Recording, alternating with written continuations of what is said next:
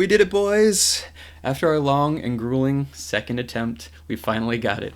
I know, bring it. Haters' tears are yummy. But on the bright side, I can shine some light on this majestic hater magnet all the more sooner. Those without, let me ease your mind. Those with it and underwhelmed, let's take an objective look. Before we get in, please leave a thumbs up and subscribe, yada yada yada. Now, let's break it open. The damages, coming in at a stunning 60k. Wait, JK, 40k. I had to, coming off the high of my last video and the godly work of art contained therein, made this still sweet victory a little stale. But is it? I don't know. Let's just pick a tower to compare to completely at random. Let's just go with Orochi. We already saw his impeccable stack block yesterday, so let's look at GDG.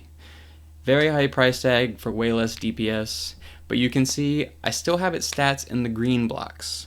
Why? Let's look at some context here. He has a non-event tower, so we have to look at the best of that class and see if he's meta there.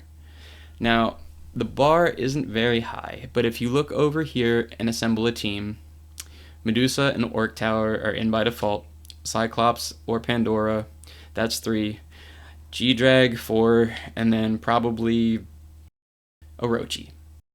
There's a big void for endgame towers in the non-event meta, and that's if you're only using 5 slots. Long story short, the regular game needed another endgame tower, so he pretty much makes S tier by default, and while he may not actually be ranked S+, he'll always be meta in our hearts. On top of that, let's look at the time it takes to get GDG versus Orochi based on the current most efficient gem farming method. GDG is a 1 in 100 chance, or in 100 games you should get him once. So 100 games times 10 minutes on normal equals about 1,000 minutes or 16.66 hours. Orochi is a gamble on the anime chest, which requires gems at a 3% chance, or 3 out of 100 reduced to 1 in about 33 pools, which would require 33k gems. Fastest solo farming nets you those gems in about 20 hours. Now that still seems disproportional to the value of the towers, as Orochi still wins, but let's consider. Cleo's map is only 15 waves, and while it's not quite as fast as Shadow Realm, it's still a fairly efficient farm with 6 star level rewards.